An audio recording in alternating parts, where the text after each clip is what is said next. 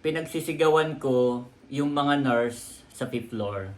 Kasi yung last unit na blood na isasalin kay Milot ay nag-mismatch sa kanya. You are watching Terra Shoot TV. Enjoy this video. So yun, kumusta mga kapitik? Kamusta mga kabeshi? At ngayon po ay update tayo sa kalagayan ni Camilot, no? Bali, nandito lang kami sa bahay po ngayon. At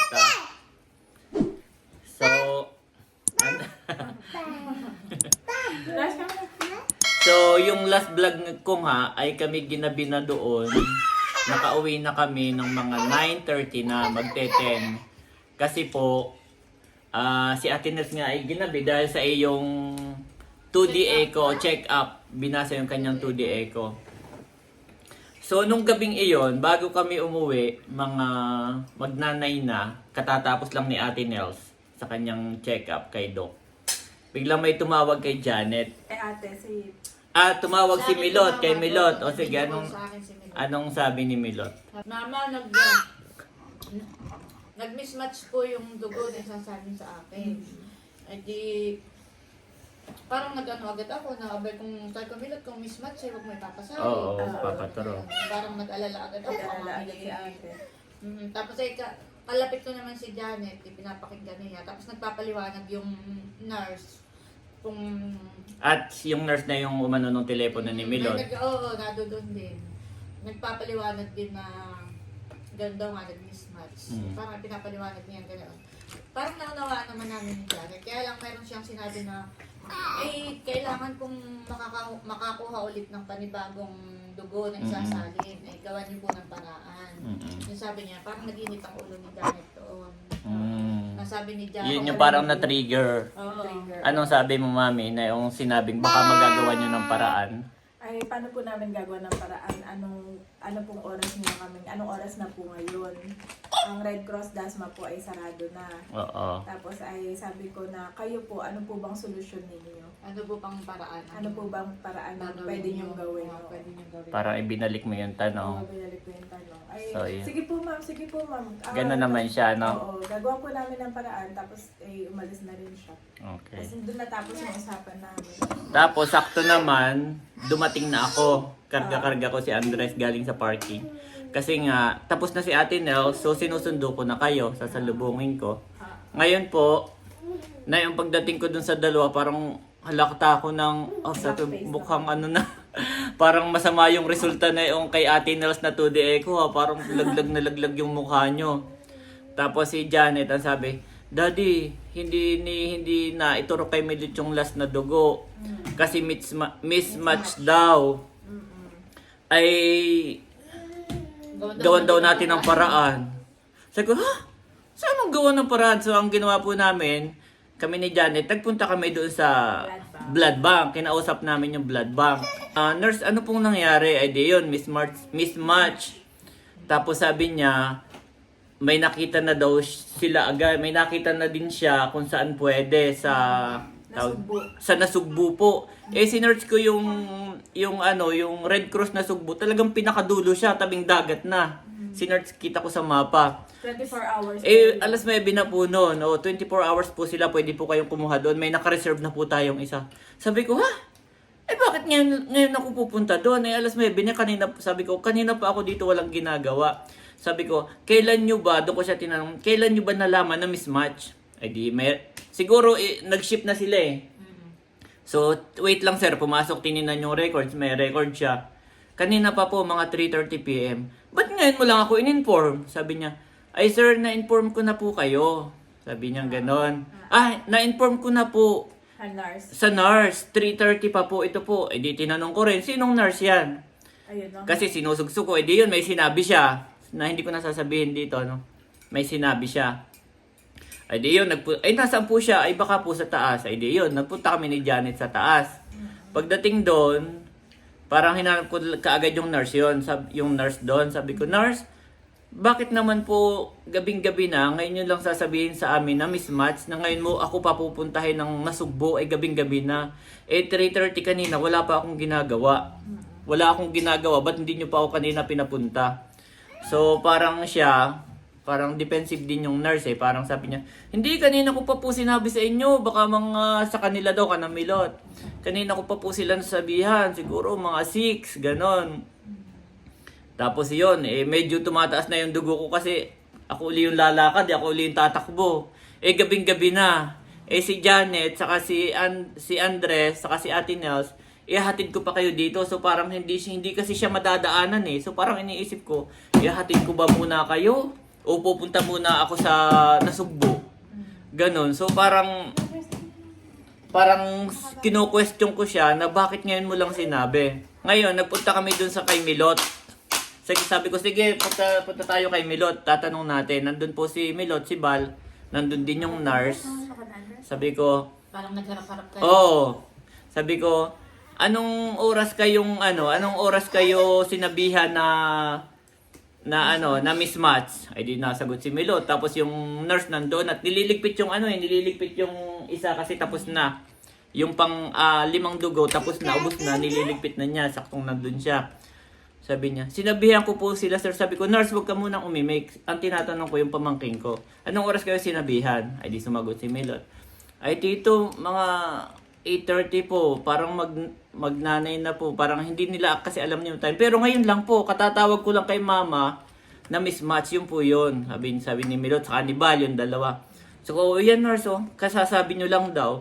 So, parang kinukompute ko, sabi ko, kung 3:30, na-inform mo agad ako, 3:30, 4, 5, 6, 7, 8:30, parang 5 hours yung nasayang. Kaya masama yung loob ko kasi sabi ko doon sa nurse, eh hindi naman yan basta nagkamali lang o may nagkulang lang kasi dugo yan eh, buhay yan eh. Buhay yung pinag-uusapan natin dito, atony yan, kailangan niya ng dugo. So parang nung bandang huli, nagsorry naman yung nurse kasi daw nag-miss lang. Siguro hindi ko alam kung anong nangyari, parang nakalimutan niya siguro o ano. Na-overlook Na-overlook. Tapos yun, talagang uminit yung dugo ko at ako'y talagang napapasigaw na actually yung mga ibang nurse, lapitan na sa amin ni Janet. Doon sa nursery, parang habang kausap ko siya. At ako kasi parang mainit na talaga yung dugo ko kasi nanghihinayang ako sa 5 hours na nandun naman ako sa baba. Nakatambay lang ako doon. So sana nagawan ko ng paraan, yun yung iniisip ko. Hindi yung kung kailang gabi na at gusto na nating umuwi, tayo yung mga pagod. Saka pa ako pupunta ng Nasugbo. Paano naman kayo? 'Di ba? Hindi ko pa kayo maihahatid, magtatambay na naman kayo doon. So parang ang sama-sama talaga ng loob. Ito po, hindi ako nagrarant. Maganda po ang service ng anak si Janet. Actually, nirecommend ko pa siya kay Ate Nels. Kumaga talagang Tsaka kay nanay. satisfied ako. Si nanay, si tatay, lahat po kami dyan nagpapa-check up. Kasi talagang maganda, sabi ko. So, nagkataon lang, siguro ito isolated cases, no? Nagkataon lang na sasalinan ng dugo, mismatch, 3:30, sinabi sa atin, 8:30 na ng gabi. So, parang nasigawan ko yung nurse. So, humihingi rin naman ako ng pasensya dun sa nurse na akin nasigawan. Dahil syempre, siguro, parang... Dala lang ng iyo. Oo, dala lang. Kasi... Everyday kang pupunta sa Red Cross. Tapos nung narinig ko, dun din ako na-trigger nung sinabi ni Janet na, Daddy, gawan din natin ng paraan. Sabi ko, hindi pa tayo nagawa ng paraan para sabihin niya yon. Yung parang ganun, bakit ngayon pa, bakit hindi pa kanina? Kaya masama yung loob ko rin. Parang, bakit kailangan ako pa yung mag-follow up sa kanila? Hindi pa pwedeng sila yung i-pressure ako? Sir, kailangan na natin ng dugo. Kailangan nyo na makahanap, sir. Ganon, di ba? Hindi, tayo pa yung, nurse, kumusta po, nurse? So, yun guys. So, nagkukwento lang ako ng experience ko at ng aking saloobin kagabi. Kasi, Kung hindi mo pa ipupush na, yes, tawagan mo oo. kasi nagagawa ng action. so talagang masama yung loob ko. So, sabi ko kay Janet, hindi kasi namin alam ang nangyari ho. At the end of the story, hindi namin alam kung pupunta ba ako ng Nasugbo o ihahatid ko na kayo. So sabi ko kay Janet, tawagan natin si Doc. So tinawagan namin si Doc para ho sa kanya mismo manggaling. Sabi ni Doc, sabi ko, Doc, I am very disappointed po dun sa nangyari kasi pasensya na po kay Andre. Disappointed na rin yata. I'm very disappointed. I'm very disappointed po, Dok, kasi po, ganun niya, di kinuwento ko uli. Sabi ni Dok, ay, pasensya ka na. At ganun niya. Pero, sabi ko, Dok, ano ba yan? Pwede bang, kailangan ba nating iturok yung isa? Ngayon, pupunta ba ako ng Nasugbo? O pwedeng bukas na? So, sabi naman po ni Doc, actually si Milot hindi na dinulugo. Okay na siya. Iko-correct na lang natin yung hemoglobin, sabi niya. Ang isang bagay isang taas. So sabi niya, hindi na siya ganun ka-urgent. Parang okay na si Milot, i-correct na lang natin. So iyan, ay makapaghihintay naman, pwede bukas, mag-rest na kayo, ganun. So yun. So kami po ay nakauwi dito, mga 10:30, mag-11 na. Si Ate Nels, hindi po yan nakatulog overnight. Kasi kaninang umaga, 6 a.m., before 6 a.m., ginigising ko na yan kasi nga pupunta na ako ng Red Cross. Sorry, kaka-idlip lang pala niya. Tinatanong ko kasi kung sasama. Ay di yun, sabi ko. Pinadala ko na lang yung mga damit. Damit, saka yung pambayad. Saka pambayad dun sa panibagong dugo na Oo. kumain. Kasi bibili uli ako ng isa pa. Tapos nung umalis ka, ay si Janet naman ay nagluluto noon ng pang-almusal. Kumain muna ulit ako, tapos ako natulog. Kaya ako'y parang senyorita. Parang senyorita ngayon at si Janet ay parang pagluluto to ate, kakain. Nilalagay pa dito sa akin kaya thank you kay Janet. Putulin ko muna yung kwento mo, White. Kaya ako nagpapasalamat po kay Janet sa kasama ito na talagang full support. Si White ay laging siyang tumatakbo para kumuha ng dugo. So, Si Janet nakaalalay sa amin. So, ganun na nga. Sige, ganun na nga. So, mga 11:30 to 12 na kami nakatulog. Tapos kaninang madaling araw po, kasi sinerch ko yung anong oras ba nagbubukas yung... Kasi yung Nasugbo, napakalayo ho talaga noon. Talagang dulo na siya. Tinignan ko, tabing dagat na. Yung isa naman, may nahanap daw siya, yung nurse, nag-chat kay Milot. May nahanap daw sila, 3K naman, yung isang bag. Wow. Nakatabi lang din, mami, na yung Red Cross Dasma, magkatabi lang sila. Pero 3K siya, siguro private. So, sabi ko, sige, yung Red Cross Dasma na lang, 1.8. At bukas na lang. Sabi naman ni Doc, pwede daw bukas. So, chinek ko po yung timing, 6 a.m. Ang timing nila, 6 a.m. to 6 p.m. So, sabi ko, sige, dapat mga 6 nandun na ako. So, kanina maaga ako, ginising ko si Ate Nels. Ay, siya po pala hindi pa nakakatulog at kakaidli pa lang. Mga alas 12 siguro, tumawag si Milot. Ay, nagkataon na may nurse din doon. Ay, sinabi ko na kukuha ka na lang uli ng dugo sa Dasma. Kaya paki-ready na nila yung lagayan. At saka yung request. At kung pwede, pakitawagan na rin para Coordinate na. Reserve. Oo, reserve. reserve na rin. Ay, nag-uon naman yung yung nakausap kong nurse. Kaya kaninang umaga, pagdating ko doon, parang hindi ay kalmado na ako. Medyo nakatulog na ako ng kaunti. Tapos sabi ko, nurse, pwede po dun sa kay blood bank. So, lalabas kasi yun yung staff ng blood bank. Aba, parang yung yung blood bank parang pasigaw na kaagad. Tapos nanginginig yung boses. Oo, ramdam ko talaga. Parang gusto unahan ka na. Bakit ka na kaagad? Talagang iba yung aura niya. As in, naramdam mo na galit siya sa akin na ewan. Sir, naghahanap naman po kami. Sabing gano'n. Hindi ko na exactly na alala lahat pero yun yung mga word. Yung kausap mo rin Iba siya. Parang kanina ko lang nakita. Sir, naghahanap naman po kami. Tumatawag-tawag naman po kami. Nakapagpa-reserve po kagabi sa Nasugbo, hindi naman po nakuha. So ngayon po naghahanap kami. Sabado po. Baka po mga sarado pa sila. Baka po 8 p.m. pa. Nung narinig ko yung salitang 8 a.m. pa. Nung narinig ko yun, parang 8 a.m. 6 a.m. yung Dasma. Sabi ko, ma'am, 6 a.m. po, open na ang Dasma. Tapos medyo tumigil siya. Tapos, sige po sir, tatawagan ko. Tapos yung tinawagan niya, okay naman. Bukas na nga. So, sa madalit sabi, nagpunta ako sa Dasma, sa SM Dasma. SM na naman, sa Red Cross Dasma. At yun nga po, kinuha ko na yung isang blood. At bago ako umalis doon sa kanina, sukuha ko yung blood. Kasi tinanong yun ni Janet di ba tumawag ka rin sa Red Cross? Pwede daw ibalik. Pwedeng ibalik. within 24 hours at mismatch, nangyayari daw talaga na mag-mismatch kahit na pareho kayong O positive.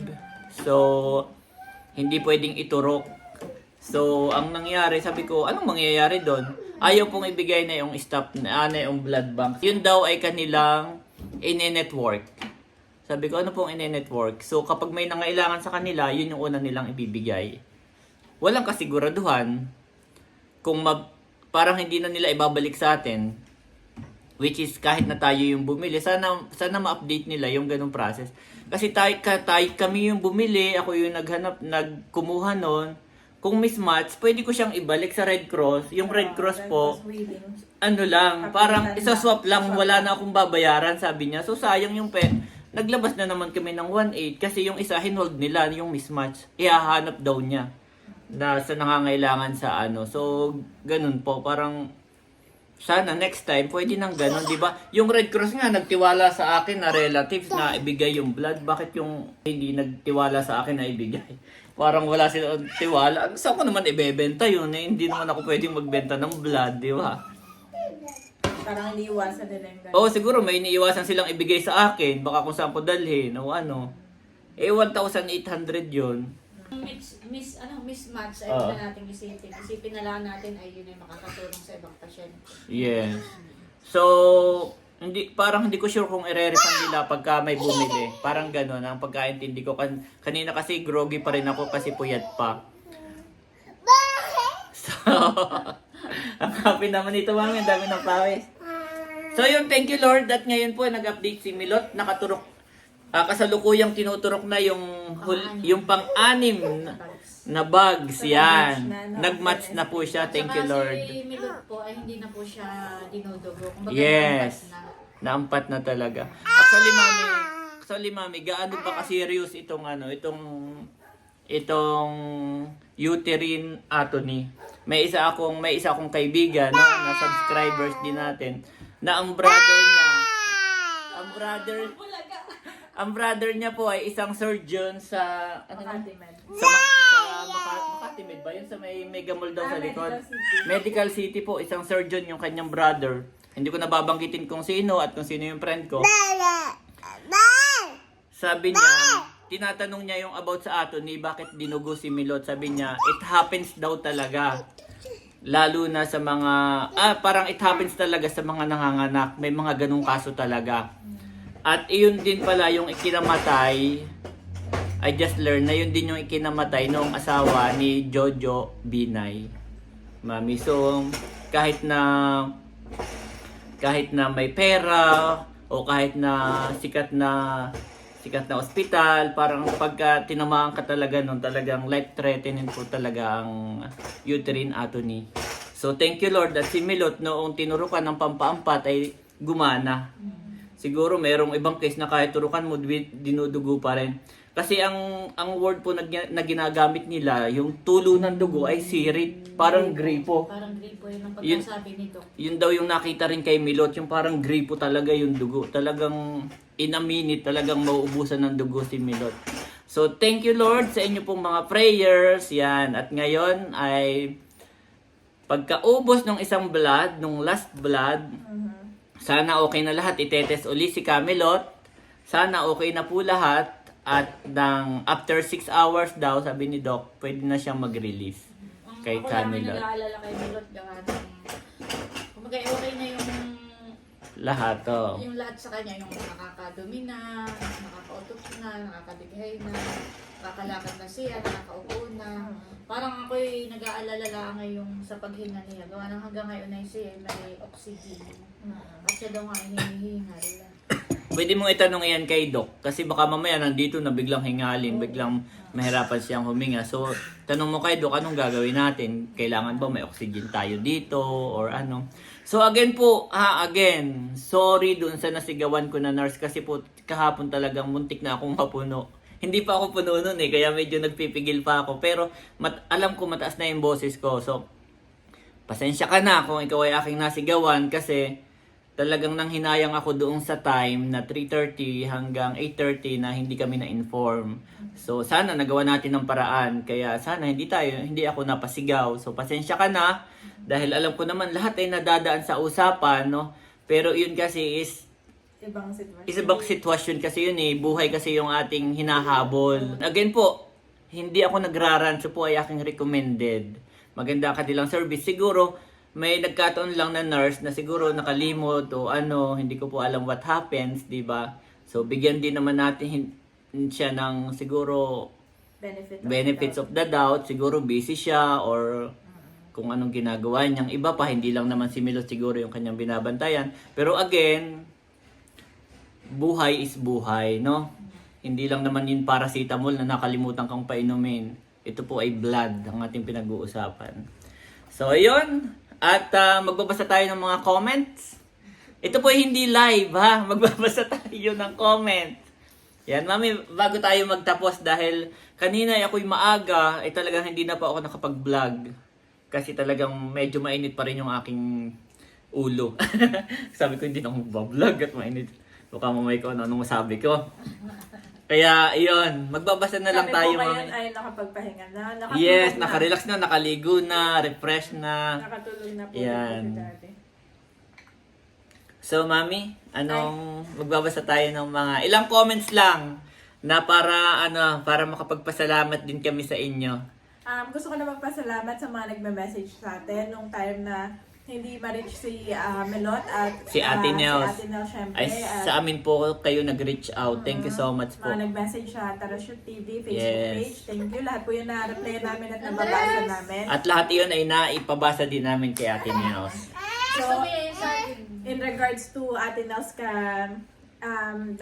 in regards to Ate Nels na sinabi niya kanina na naka-oxygen si Melot, ay may nag-message kanina kay Ma'am Marisa. Sabi niya ay don't stress yourself. Melot is at the hospital. The doctors and nurses will take care of her and the baby. She's just being stabilized now. Sabi niya if your hemoglobin is not in range, pag hindi is not in range, it affects oxygenation. Kaya So, siguro nahirapan siya huminga, no? Oo, kasi mababa rin yung hemoglobin kasi ni Melot. So, naapektuhan daw talaga yung paghinga.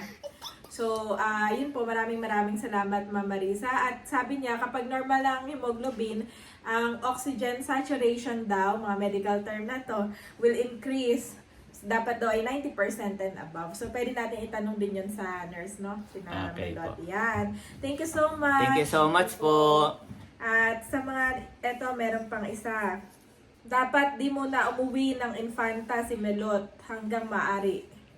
Magpa 1 month na siya dyan. Mahirap matagtag sa biyahe, lalo na at malayo pang infanta. At walang malapit na malaking ospital. Yeah. Dahil kay Waybell. Thank you po. Pero titingnan po natin yung sitwasyon, no? Kung pwede namang umuwi at ay uwi. Pero kung hindi po, kung talagang hindi, willing naman sina Ate na sina Milot talagang mag-stay. So titingnan po natin yung sitwasyon, no? Mag-update Case po to ulit case kami. basis naman.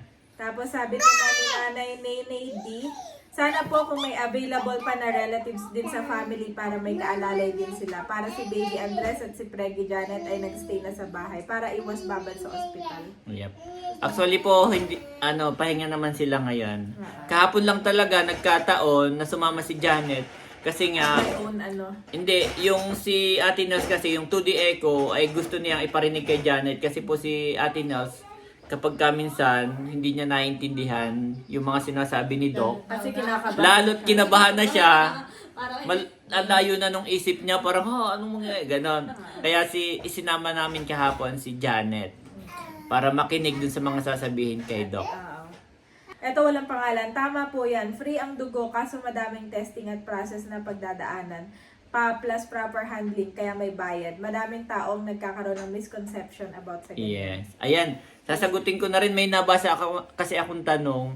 Bakit yung ibang kamag-anak natin, hindi natin papuntahin dito para ipasa yung dugo kay Milot para hindi na tayo bumibili. Yung parang sa movie na magkatabi sila tapos yung dugo ay diretso. So hindi po pala gano'n. Ngayon ko lang din naintindihan na ang dugo pala bago ilipat sa pasyente, kailangan na test yan ng HIV, HEPA, malaria, syphilis, at kung ano-ano pa po. Marami pong test na ginagawa bago isalin doon sa pasyente. Kasi baka mamaya magsalin ka, lalo siyang magkasakit doon sa dugo. Tapos kahit na pareho silang O positive, halimbawa, O positive, O positive, Oo. minamatch pa rin nila iyon kasi ang na-imagine ko hindi ko naman sinasabi, siguro halimbawa, parang sa movie, kukuha ng patak ng dugo ni Milot, tapos yung patak nung isasalin, tapos tinitingnan nila kung anong reaction, parang ganon. Baka kasi lason sa... Oo, baka mamaya toxic pala kay Milot. So pagka pero hindi naman ganoon. Siguro computerized na sila yung isa at ano yung isa. Kahit na pareho silang O positive, may chance pa rin na hindi sila Saka match. matagal na, di 2 hours ang kanila. Yes, matagal po yung cross processing na tinatawag. Cross matching ay matagal po. Nasa 2 hours to 2 hours. May mga nababasa rin akong mga comment na bakit hindi papuntahin yung mga kapatid ni yung mga hindi. kapatid natin at saka magsali ng dugo. Hindi po yun yung Ah. imagine Imagine natin natin na Pwede siguro kung after kang ites, which is mas matagal po. Mas matagal. Halimbawa ako kasi donor ako, O positive. Nag-volunteer po ako, hindi po ako tinanggap. Kasi mas matagal nga yung process, itetes muna yung dugo ko, kung ano-ano pang gagawin. So ang gusto nila, yung nasa Red Cross na naka-ready na mabilis. Baga may na-test na yun, Yes. na dumaan na sa mga proseso. Argent po, lalo na pag Ayun yung urgent. kailangang ilagay kay nila. Lalo na pag urgent, kailangan na-test na. Yan. So, salamat po sa inyo. At tayo pare-parehong natututo. Yan. So, dagdag ko na lang doon sa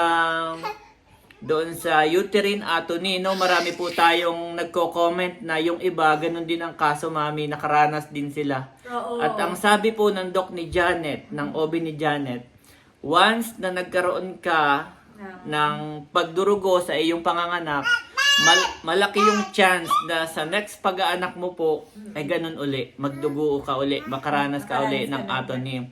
Kaya ang sabi niya, Janet, please, sabihan mo yung pamangkin mo bago siya manganak sa next. Sabihan agad yung doktor, turukan agad siya ng pampampat. Dinudugo, hindi pa siya dinudugo, turukan na po siya. Yun po yung sabi na yung ibang doktor. Yan. Kasi malaki yung chance na mangyari ulit. So, yun lang siguro kasi mahaba na rin, mami, yung ating kwentuhan. Yes. Okay. So, ikaw, Ate Nas, may sasabihin ka pa? Ate. Ayan, bali gusto ko lang magpasalamat ulit sa kay God dahil kahit gaano Yes, thank you, Lord. nangyari kay Milot ay talagang sinalba niya yung No, it's coffee. Amen, ate. At sa Yes. po ng mga nagdasal, hindi ko na kayang isa-isahin. Oo. Ay gusto ko po kayong pasalamatan lahat. Kay White, kay Janet, na talagang hindi kami Kay Andres. iniiwanan, na laging Yes, it's nakaalala yes. sa amin. Baka ma-off mo. Ay, yun. Maraming salamat po. At Yes. sana po ay lagi natin ipag-pray pa si Milot na Yes. maging okay na yung kanyang pakiramdam. Yung kanyang recovery, tuloy-tuloy na. Para sila po Tuloy na. ay naiinip na rin siya. May mama. Kailan lang kami lalabas. Ay, okay, bago tayo magpaalam. Mami, isingit mo lang yung kinilabutan kasi ako doon sa kwento mo kanina. Nakagabi kinanaginip. Kagabi ako kasi nakatulog na tayo pagdating dito, no? Oo. Nagpalit lang, ganyan. Naglinis So lang. kami po Tapos yung ay- parang mga pagod na biglang natulog. Si Janet po yung nanaginip na ako'y kinilabutan talaga. Nagising ako ng 3 a.m. Biglang nagmulat yung mata ko. At parang sinabi sa akin ni Lord sa dream niya na ako yun. Sa dream mo? Oo, sa dream ko na. Hindi parang dream talagang parang... Nandyan siya, Parang oo. nandyan siya Parang yung boses niya talaga Dinig na dinig. Oo, parang gano'n. Yung parang si daddy pag tinatawag ako, mami, gano'n, parang gano'n. So sabi ni Lord na ako yun, ako yung may kaparaanan na na huwag ituloy yung... Yung last na blood. Oo, yung mismatch na blood. Ako yun. Parang huwag kang mag-alala na na-mismatch dahil gawa ni Lord yun. Kumbaga may dahilan siya na hindi may dahilan natin siya. alam. Oo, Oo. na may mga kaparaanan siya na hindi natin alam. Kaya po yung so, iba wag na kayong ma-stress. Parang ganun Oo. sinasabi niya sa atin. Kasi parang sumama yung loob natin kasi nga ang tagal ng Oo, duration yung parang eh. pauwi na, last na yung bakit Oo. nag-mismatch pa, ba't Oo, nangyari pa pang-anim na yon? bag, pauwi na dapat niya yun. yung mga Yes, ganun. so si Lord po ay kinonport si Janet. Oh, Thank you yes. so much. Thank you so much, Lord. Thank you, Lord. So, yun lang Comfort guys. sa amin ni Yeah. Daddy. At si Andres po ay kami maggagala sa labas. Yan. Okay. God bless po sa lahat. Maraming salamat po sa inyo pong pagsuporta sa aming YouTube channel. Yes, At continue syempre, to like and subscribe sa po. pagpapray sa amin. God bless. Yeah. Bye-bye.